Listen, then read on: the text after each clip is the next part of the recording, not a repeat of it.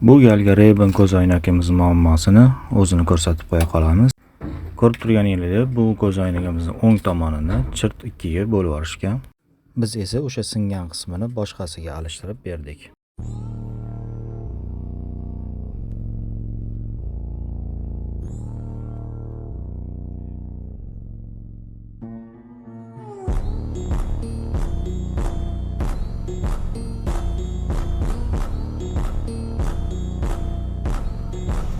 Mana o'sha Ray-Ban'imizda olayotgan video.